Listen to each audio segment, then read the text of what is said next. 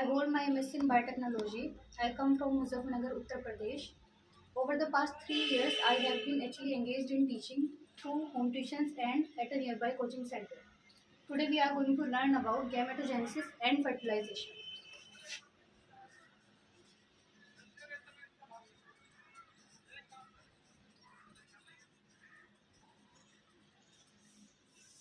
Gametogenesis, the process by which sex cells and gametes are formed, and fertilization,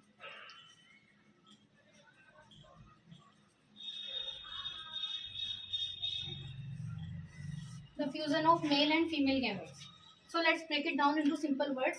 Today we are going to learn about these topics in detail, that is spermatogenesis,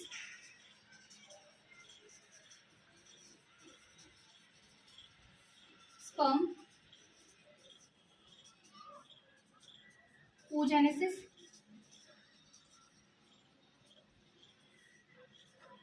ovum, fertilization,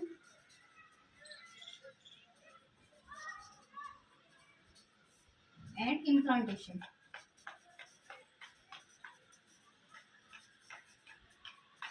So firstly we will going to learn about the spermatogenesis.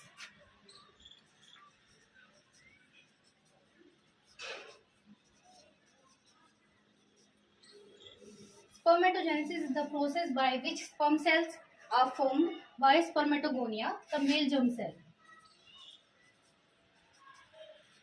Spermatogonia, the male germ cell, which is diploid in nature, that means they have 46 chromosomes. Spermatogonia present in the testes. In testes, males have a special characteristic cell called seminiferous tubule.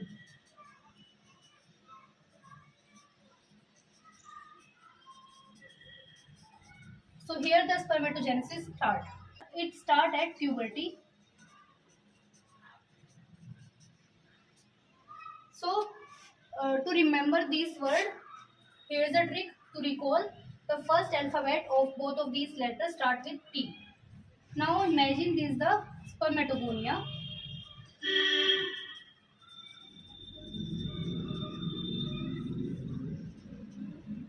Which is diploid. Spermatogonia start multiply itself by the mitosis and form primary spermatocyte.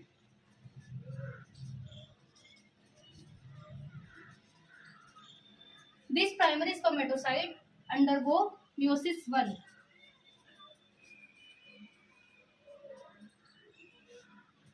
and form haploid cell called secondary spermatocyte.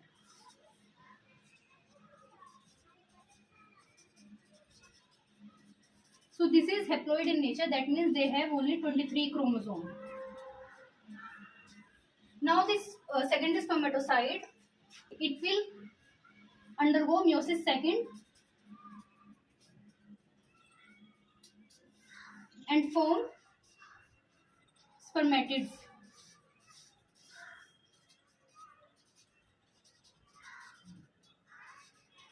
Now these spermatids mature and transform itself into spermatozoa or sperm.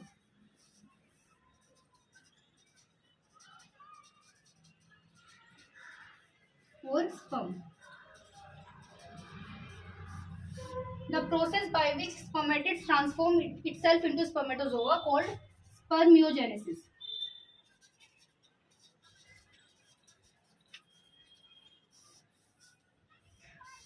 Now the transformation involves reshaping and formation of a tail. Now these mature sperms are ready to fertilize an egg, so they release from the seminiferous tubule by the process called spermiation.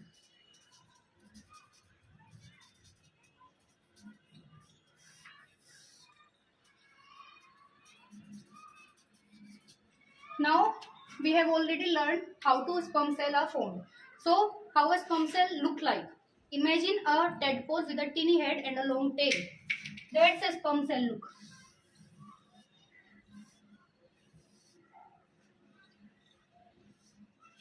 Sperm cell has a three major part. The first one is head and the middle piece and the tail. Head contains a nucleus in the center which contain all the genetic material. The anterior portion of the head contain a cap-like structure called acrosome, which contain various type of enzyme that help to the penetration of sperm with the ovum. The middle piece contain numerous mitochondria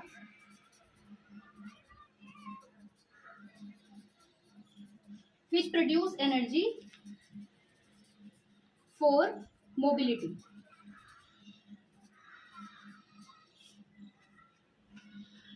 During coitus, human male ejaculate around 200 to 300 million of sperm. If one lucky sperm successfully penetrate the egg, the fertilization occurs. Now let's talk about the oogenesis.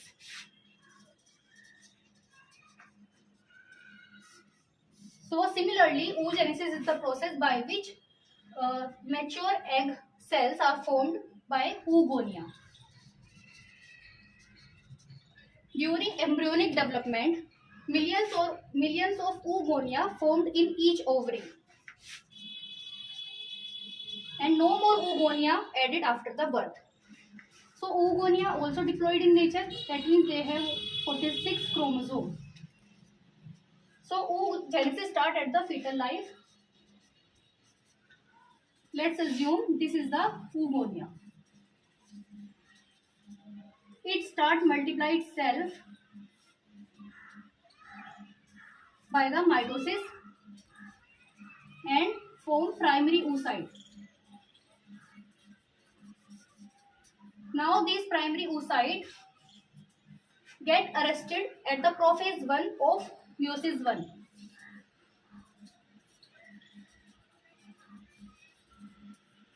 At prophase 1 of meiosis 1. These all the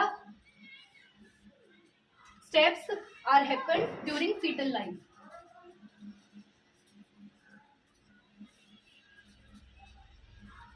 After birth, when the puberty hit, when the puberty hit, this primary oocyte, each month during menstruation cycle, this primary oocyte complete its meiosis 1 and release from the ovary by the process called ovulation and form secondary oocyte and first polar body.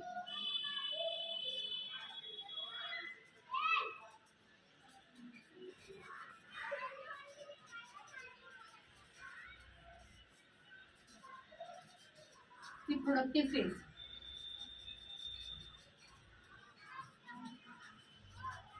Now this secondary oocyte again get arrested at the metaphase 2 of meiosis 2 and complete it only if the sperm fuse with it. Let's talk about the structure of an ovum. So ovum is the largest cell of a female human body. It contains the outer layer called zona pellucida. Beyond the zona pellucida, there is a thick cellular layer present, which named as corona radiata.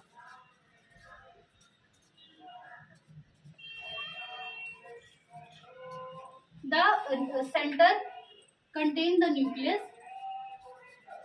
which contains all the genetic material. Okay. So this is the structure of a ovum. We have already discussed about the structure of a sperm and the ovum. When the nucleus of the ovum fuse with the nucleus of the sperm cell, then the fertilization occurs. So let's discuss about the fertilization now.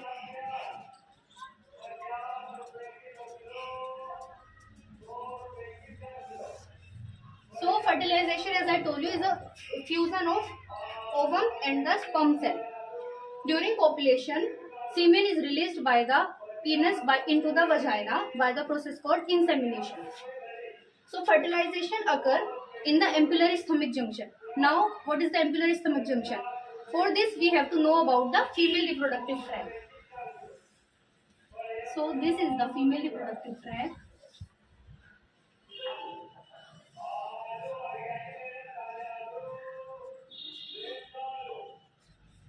These are the ovaries.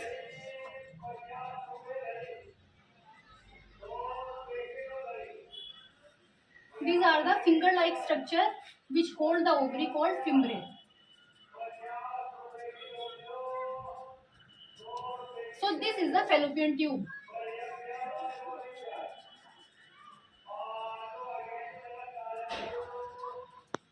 Fallopian tube has three parts.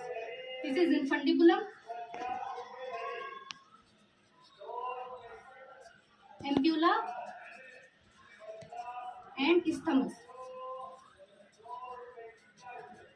So this is the ampullary stomach junction where fertilization. For the better understanding, let's assume this is the ovum cell. Ovum cell contain its own genetic material. Let's assume the blue liquid is its genetic material, but it is not in a proper way. Just assume that the ovum cell contain its nucleus and the nucleus contain the genetic material. And this is the sperm cell which contain its own genetic material. Right now, assume that the black liquid is the sperm genetic material. When the acrosome of the sperm cell comes in contact with the zona pellucida layer of the ovum, then the fertilization occurs. Now, acrosome, with the help of acrosome, sperm release its own genetic material into the cytoplasm of the ovum, and a single cell structure formed called zygote. So, when both the genetic materials combine, then a single cell structure formed called zygote. So, for better understanding, in books we have diagrams like this. This is the sperm cell, this is the acrosome of the sperm, and this is the zona pellucida layer of the ovum. The acrosome comes in contact with the zona pellucida layer and release its genetic material, and a single cell structure formed after the fertilization. Then zygote start multiplying itself by mitosis and the process called cleavage. By the cleavage, 2, 4, 8 and 16 total cells formed, and these structure called blastomere.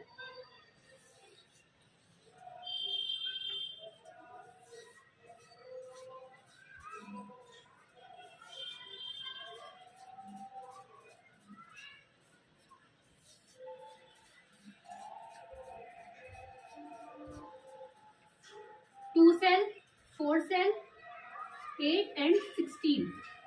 These structures called blastomere. Blastomere has a special characteristic feature, that is, the cell only increase in their size. It will not only increase in their number, it will not increase in their size. Now, the 16 cell structure called of blastomere called morula. Now, morula transform itself into blastocyst.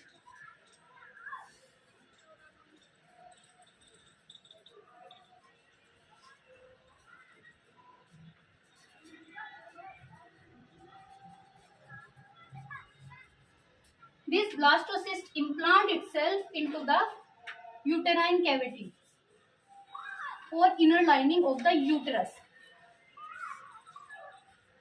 When the zygote dividing itself into the blastomere stage, then the zygote moves towards the fallopian tube into the uterus. And when the blastocyst form, blastocyst implant itself into the uterine wall. Let's understand this from here. Then the zygote start cleavage and the morula structure formed. Morula transform itself into blastocyst, and blastocyst implant itself into the uterine wall. So, uterine has 3 layers, and the inner lining of the uterine wall called endometrium. So, this is called endometrium.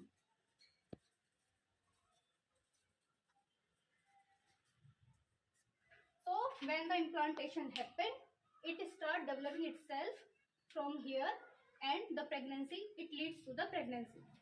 Now let's sum it up all of these and see the conclusion. Firstly, we have discussed about the gametogenesis, the process by which gametes and sex cells are formed. In gametogenesis, we have discussed about the spermatogenesis, the process by which sperm cells are formed by spermatogonia, which is present inside the seminiferous tubule of the testis. So the sperm has, so this is the structure of a sperm which has the head, middle piece and the tail. The chromosome of the sperm comes in contact with the zona pellucida layer of the ovum. The oogenesis is the process by which cells are formed by oogonia, which is present in the ovary.